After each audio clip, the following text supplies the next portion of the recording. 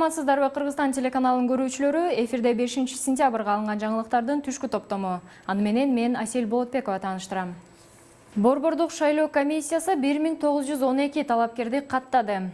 Балага сүйүүнчү кимдерге берилбей калган? Дагы 89 адамдан коронавирус аныкталды. Ушул жана башка жаңылыктар менен алдыда кененирээк тааныштырабыз.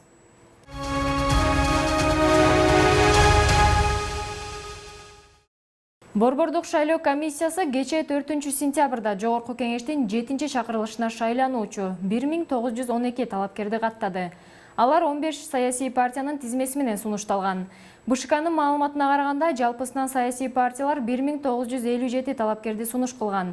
Мунун ичинен 45 талапкер жарышка түшүүдөн өз каалоосу менен баш тартты. Катталган 1912 талапкердин 618 аялдар. Бул жалпы талапкерлердин 32,32% түзөт.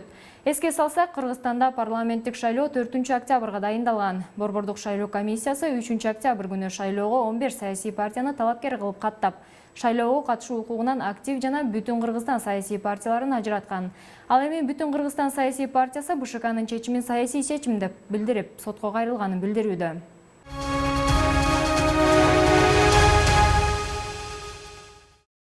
Кечээ 4 сентябрда Бүтүн Кыргызстан саясий партиясынын колдоочулары Кыргызстандын Москвадагы элчилигинин алдына чогулуп, акция өткөрүп жатышты. Партиянын Москвадагы өкүлү Мирлан Ураимовдун билдиргенине караганда, акцияга 50 киши чыккан. Чогулгандардын нааразычылыгы Бүтүн Кыргызстан партиясынын алдындагы парламенттик шайлоого катышуу үчүн каттоодон өтпөй калганына байланыштуу. Алар аталган партиянын каттоодон өткөрүүнү талап кылып, сот адилеттүү бол, Бүтүн Кыргызстан катталсын деген жазууларды алып чыгышкан. Акция өтүп жаткан жерге келген Орусиянын полиция кызматкерлери плакаттарды алууну талап кылгандыктан Ураимов бул тынч акция экенин, чогулгандар талаптарын айткандан кийин 2-3 саат ичинде таркай тургандыгын маалымдады.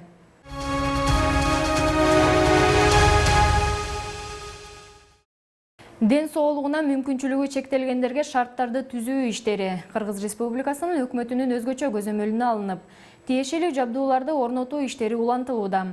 Эгер 2017 жылы шайлоо участкаларына 27% гана пандустар орнотулса, ал эми ушул жылдын сентябрь айынын башталышына карата добуш берүү тилкелеринде 65% ушул шайман менен жабдылды. Кыргыз Республикасынын шайлоо жана референдум өткөрүү боюнча Борбордук комиссиясынын маалыматы боюнча, учурда Брайль тамгалары бар атайын тактачаларды жана жардам чакыруу баскычтарын орнотуу жумуштары жүрүп жатат.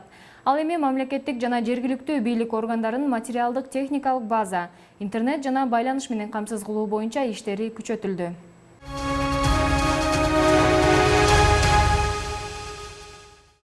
Республикалык штабтын маалыматына караганда, республика боюнча COVID-19 инфекциясы менен катталгандардын жалпы саны 44.316 жетти. Ал эми 5 сентябрга карата коронавирус инфекциясын жуктуруп алган 89 жаңы учур катталды. Катталган жаңы учурлардын аймактар боюнча бөлүнүшү: Бишкекте 14, Ош шаарында 1, Ош облусунда 13, Баткен аймагында 19, Жалал-Абад жергесинде 10, Нарында 1, Талас облусунда 4, Чүй районунда 9. Ал эми Ысык Көл облусу боюнча 18 учур катталган.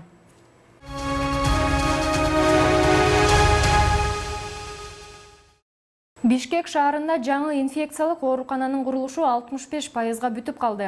Коронавируска каршы күрөшүү боюнча республикалык штабтын маалыматына караганда, 100 орунга эсептелген объекттин курулушу 4 блоктон турат. Курулушта 105 жумушчу иштеп жатат. Имараттын курулушуна тез тургузулуучу каражаттар колдонулууда. Аны курууга аймактарды өнүктүрүү фондунун эсебинен 60 миллион сом бөлүнгөн. Белгилей кетсек, архитектура, курулуш, турак жай жана коммуналдык чарба мамлекеттик агенттиги буга чейин республика боюнча 14 саламаттык сактоо мекемесинин курулушу жана оңдоп түзөө иштери жүрүп жатканын, анын 5-өө жаңыдан салынып, 9-у капиталдык оңдоодон өткөрүлүп жатканын билдирген.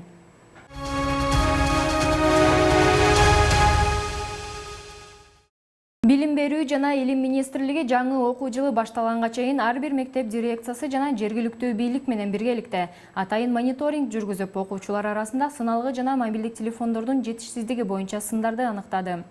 Буга чейин 4-чейректеги дистанттык окутуу мезгилинде министрлик муктаждыгы бар 3403 үй бүлөнү сыналгы менен камсыздаган.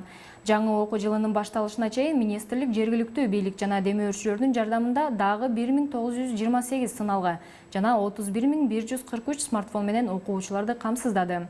Жана ошондой эле аталган министрликтин басма сөз кызматы маалымдагандай, Бишкек жана Ош шаарындагы көзү азиз жана начар көргөн балдар үчүн атайын адистешкен мектеп-интернаттарында китептер басылып чыгарылды.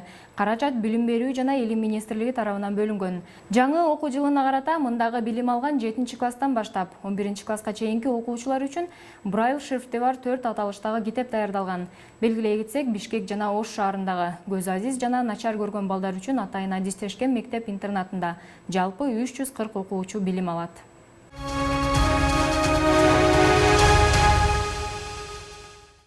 Эмгек жана социалдык өнүктүрүү министрлигинин маалымат катчысы Кымбат Кадыралиеванын билдиргенине караганда, 2018 жылдын башынан 2020 жылдын 1-сентябрына чейин балага сүйүнчү төлөмүнүн негизинде республикалык бюджеттен 1 миллиард 459 миллион 995.350 сом акча каражаты каралган. Анын айтымында балага сүйүнчү долбоорунун алкагында 2018 жылдан бери 326.671 балага акча берилген. Электрондук саламаттык сактоо борборунун тастыктоосу боюнча 2018 жылы өлкөдө 171.149 бала төрөлсө, былтыр 173.485 умуркай жарык дүйнөгө келген. Ал эми быйылкы жылдын 6 айынын эсеби менен 72.654 эне көз жарган. Статистикалык маалыматтарга ылайык, балага сүйүнчү долбоору ишке киргизилгенден баштап 90.617 ата-эненин арестеси үчүн каралган каражатты алган эмес. Министрликтин айтымында буга ата-энелердин арыз жазбаганы себеп болушу мүмкүн. Анткени башында сүйүнч акчаны алуунун жол жобосу ата-энелерди нааразы кылган. Кийин Эмгек жана социалдык өнүктүрүү министрлиги тарабынан жөнөкөйлөштүрүлүп, айрым документтер кыскартылган. Белгилей кетсек, балага сүйүнчү төлөмү боюнча долбоор 2018 жылдын 1-январынан тартып ишке кирген. Анын өлчөмү ар бир балага 4000 сом.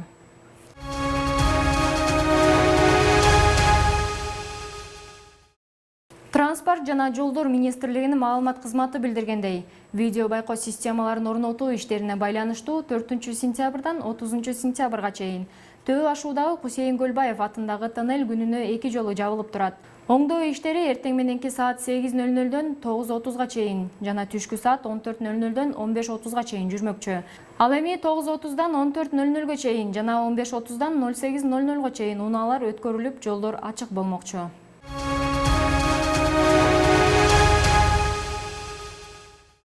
Facebook 3-ноябрда өтө турган АКШдагы президенттик шайлоого бир апта калганда саясий жарнамаларды токтотот. Компания жетекчиси Марк Цукерберг бул чечимде Америка коомундагы өтө терең карама-каршылык пайда болуп, мунун арты массалык башаламандыкка айланып кетиши мүмкүн деген коркунуч бар экени менен түшүндүрдү. Алдыдагы шайлоо адаттан тыш болот. Бизде элде чоң ажырым пайда болду. Ал эми шайлоонун акыркы тыянагын чыгарууга бир нече күн, балким апталар кетет. Өлкөдө болсо жарандык толкундоо болуп кетүү тобокелчилиги күчөйт деп жазды Цукерберг.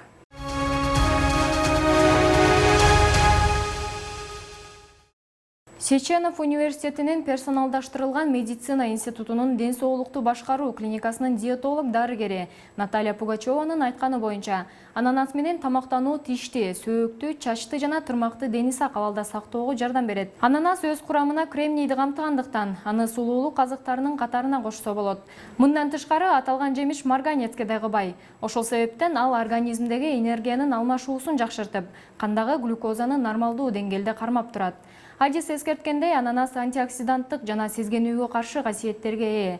Жемиш кислоталары ашказанда зил иштеп чыгууга өбөлгө болуп, ошондой эле ичеги карындын туура иштешине шарттайт. Пугачева жемишти күнүнө болжол менен 200 грамм жеп, же 200 мл ширесин ичип турууну сунуштайт.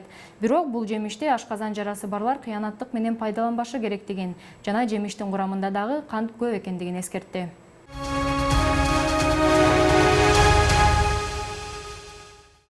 Ушуну менен 5-сентябрга алынган жаңылыктардын түшкү топтому аягына чыкты. Кийинки эфир аркылуу жолугушкан чакты сак саламатта туруңуздар.